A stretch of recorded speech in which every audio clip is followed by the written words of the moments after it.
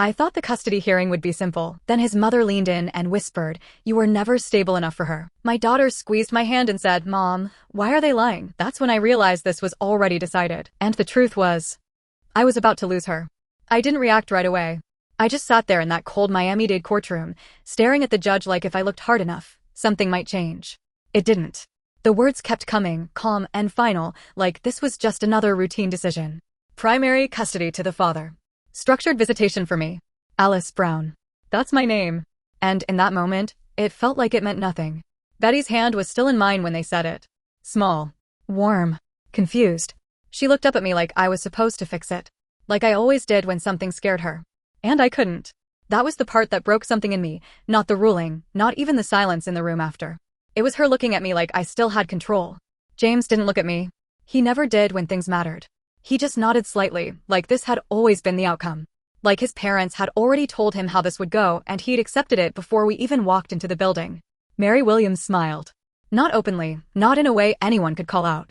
Just a small, satisfied shift in her expression. Controlled. Polished. The kind of smile that doesn't look like a win unless you know what it cost someone else. Joseph Williams didn't react at all. He didn't have to. Men like him don't celebrate in public. They just get what they came for. I remember thinking, this doesn't feel like losing a case. This feels like being erased. Before all of this, my life was small but stable. I worked long shifts as a nurse in a clinic down in Kendall. It wasn't glamorous, but it paid the bills. I knew Betty's schedule down to the minute. What she'd eat, what she'd refuse to eat, how she needed that soft yellow nightlight shaped like a star to fall asleep. I knew the sound of her breathing when she was about to wake up from a nightmare. James didn't know those things. Not because he couldn't. Because he never had to. When we were still married, he was already drifting. Not in a dramatic way. No fights, no betrayal you could point to. Just distance. Late nights that didn't need explaining. Conversations that felt like talking to someone who had already left the room. I kept telling myself it was temporary. Stress. Work. Something that would pass. It didn't. And when we separated, I thought that would be the hard part. I thought the custody would be straightforward. I was the one raising her. I was the one showing up. But I underestimated what money can do when it's paired with patience. They didn't attack me directly. Not at first. They built a version of me. My apartment wasn't unsafe, but it wasn't impressive. That became instability. My job had long shifts. That became inconsistency. The anxiety I developed after the separation? That became a liability. They didn't lie. That's the part that still gets to me. They just arranged the truth. Dr. Helen Garcia sat across from me during the evaluation, her voice calm, almost gentle. She asked about my routines, my stress levels, how I handled conflict. I answered honestly. I thought that mattered. Later, I realized honesty just gave them more to work with. My lawyer, Richard Anderson, tried. I'll give him that. But you could see it even then. The way he'd pause before speaking, like he was calculating how much of this fight we could actually afford. The Williams family didn't have that problem. By the time we reached court, the story was already written. I was trying to defend myself inside a version of reality they had already shaped. And it worked. After that day, everything changed. At first, I only saw Betty during supervised visits. Small rooms. Toys that didn't belong to her. A woman sitting in the corner pretending not to listen while hearing everything. Betty would cling to me like she was afraid I'd disappear if she let go. "Mom, can I come home now?" I didn't know how to answer that without breaking her, so I'd just say soon. Even when I knew that wasn't true. Eventually, it shifted to weekends. Structured. Controlled. Temporary. And every time I brought her back to that house in Coral Gables, I felt like I was handing her over to people who had decided I didn't deserve her. Mary would greet us at the door with that same soft voice. "Hi, sweetheart. Did you have a good time?" Not looking at me when she said it. Just at Betty. Like I was the delivery person, not her mother. Little things started happening. Small corrections. "We don't say it like that. That's not how we do things here." Always said gently. Always in front of me. It was subtle, but it was constant. For a while, I tried to fight it the right way. More paperwork. More requests. More nights sitting at my kitchen table going over documents I barely understood, trying to find something, anything, that would change the outcome. Nothing did. So I stopped pushing. At least, that's what it looked like. What I actually did was start paying attention. Not to them. Not yet. To Betty. The way she talked. The things she mentioned casually, like they didn't matter. Names. Routines. Who was home? Who wasn't? What changed from one week to the next? That's when I first heard about Michael. "Uncle Michael lets me watch movies when Grandma says no." She said it like it was normal. Like he was just another part of the house. 17. Quiet. Always around, but not really present. At first, I didn't think anything of it.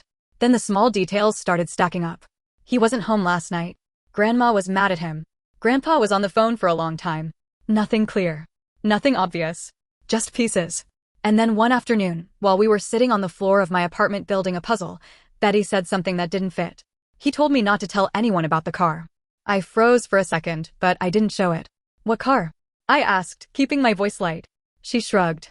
The one he showed me. He said it's not his, but it kind of is. That was the moment something shifted. I didn't panic.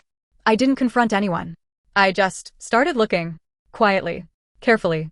And what I found wasn't one big secret. It was a pattern. And once I saw it, I couldn't unsee it. I wish I could say I acted right away. I didn't. For weeks, I just sat with it. That one sentence. The car. The way Betty said it so casually, like it meant nothing. But things like that don't come out of nowhere. So I started small. Late nights after my shifts, sitting at my kitchen table with my laptop open, scrolling through anything I could find. Public records. Old listings. Social media accounts that weren't private enough. At first, it felt like nothing. Just noise. Then patterns started showing up. Vehicles registered under different names, but tied back to the same small group of addresses. Minor incidents, parking violations, complaints that never escalated. Everything just disappearing before it mattered. Michael wasn't careful. He just didn't have to be. That was the difference. I kept telling myself I was doing this for Betty. That I needed to understand the environment she was living in. That any parent would do the same. But the truth kept pushing in. Part of me wanted something to be wrong. Not small wrong. Not fixable wrong. Something big enough to break them the way they broke me. That realization sat heavy. There were nights I closed my laptop and just stared at the wall, asking myself if I was becoming exactly what they said I was. Unstable. Obsessive. Too emotional to be trusted. Then I'd think about that courtroom. About how easily they took her. And I'd open the laptop again. The deeper I went, the clearer it became. This wasn't just careless behavior. It was enabled behavior. Michael had been protected for years. Every mistake smoothed over. Every consequence redirected. Every problem handled before it could reach the surface. Until it didn't stay small anymore. I didn't find one big piece of evidence. I found enough small ones that, together, told a story no one could ignore. And then I stopped. Because I knew what came next. If I sent this in, there was no taking it back. This wouldn't just affect Michael. It would hit the whole family. The house. The structure they built that convinced a judge my daughter was better off without me. I told myself to wait. To think. To be sure. I lasted 3 days. The fourth night, I sat at the same table, hands hovering over my keyboard, reading through everything one more time. Dates. Screenshots. Notes. I didn't attach my name. I didn't write anything emotional. Just facts. Enough to point someone in the right direction. And then I sent it. For a while, nothing happened. That was the worst part. Life just continued. I'd pick Betty up for the weekend. She'd talk about school, about small things, about nothing that hinted anything had changed. I started wondering if I'd been wrong. If I'd built something bigger in my head than what was actually there. Then the tone shifted. Subtle at first. Betty mentioned fewer family dinners. More tension in the house. Mary getting quieter. Joseph taking calls in other rooms. Michael stopped being mentioned altogether. That silence said more than anything else. And then one afternoon, I got the confirmation without anyone telling me directly. I was standing outside the Coral Gables house, waiting for Betty, when I saw 2 cars parked near the gate that didn't belong there. Unmarked. Official in a way you just recognize. Mary opened the door that day without her usual composure. She didn't smile. She didn't speak to me. She just called Betty down. James wasn't there. Joseph didn't come outside. And Michael. Michael was gone. I didn't ask questions. I didn't need to. It didn't explode publicly right away, but it didn't stay hidden either. Too many pieces. Too many things tied together once someone started looking closely. The image cracked. And once it cracks, it doesn't go back the same. That's when I went back to court. Not angry. Not desperate. Just prepared. Richard looked different this time when we sat down at that small table in Brickell. More focused. Like for the first time, we had something they couldn't immediately dismiss. Changed circumstances, he said. That's what matters now. So that's what we presented. The instability. The environment. The risk. Everything they used against me flipped. This time, I wasn't defending myself inside their narrative. I was rewriting it. The judge didn't look at me the same way. That was the first sign. The second was how quiet their side was. No confident interruptions. No carefully structured arguments. Just controlled responses. Damage control. I didn't get full custody back. But I got enough. More time. More say. More space in my daughter's life that no one could quietly take away again. The first night Betty stayed with me longer than a weekend. She fell asleep on the couch halfway through a movie.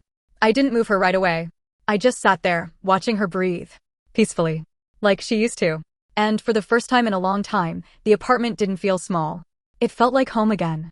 Things are quieter now. Mary doesn't look at me during handoffs. Joseph barely acknowledges me. James avoids conversations that go deeper than logistics. And me? I go back to work.